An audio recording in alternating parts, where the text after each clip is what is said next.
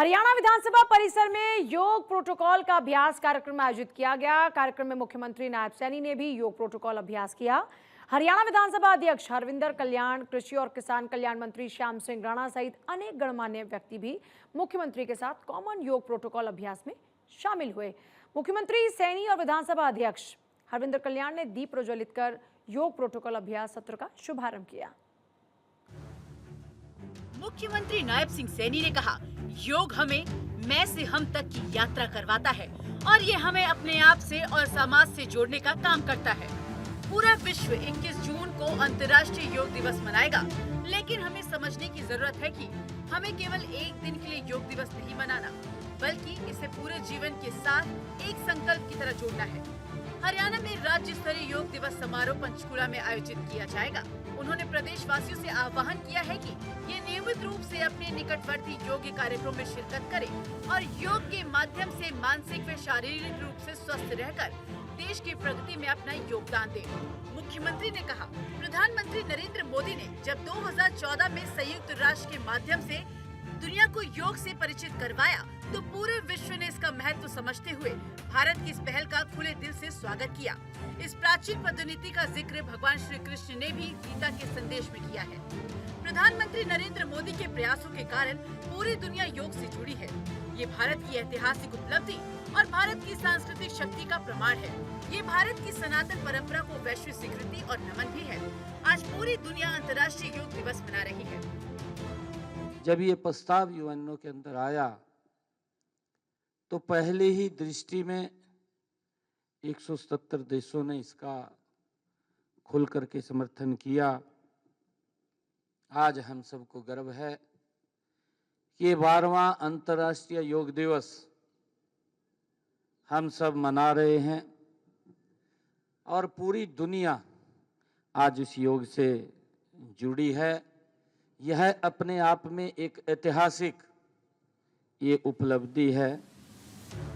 नायब सिंह सैनी ने बताया, इस वर्ष 12वें अंतर्राष्ट्रीय योग दिवस की थीम स्वस्थ वृद्धावस्था के लिए योग रखी गई है। हरियाणा सरकार योग के माध्यम से नशा मुक्त हरियाणा के संकल्प को साकार करने की दिशा में भी आगे बढ़ रही है। हमने अपने वादे के अनुरूप योग को पाठ्यक्रम में शामिल किया है तथा स्कूलों, कॉलेजों, विश्वविद्यालयों में योग क्लब स्थापित किए गए हैं। सरकार ने हरियाणा के हर गाँव में व्यायामशाला खोलने का लक्ष्य रखा है। अब तक 883 व्यायामशाला खोली जा चुकी हैं, जिनमें 859 योग सहायक नियुक्त किए गए हैं। आयुष औषधालय और उप स्वास्थ्य केंद्रों को आयुष्मान आरोग्य केंद्रों के रूप में उन्नत किया गया है, जिनमें योग इंस्ट्रक्टर नियुक्त किए गए हैं। साथियों, हमने 6500 गांवों में व्यायामशालाएं खोलने का ये लक्ष्य रखा गया था, जिसमें हमें खुशी है कि 883 व्यायामशालाएं खुल चुकी हैं और 859 हमारे आयुष योग सहायक साथियों उनमें नियुक्त भी हो गए हैं।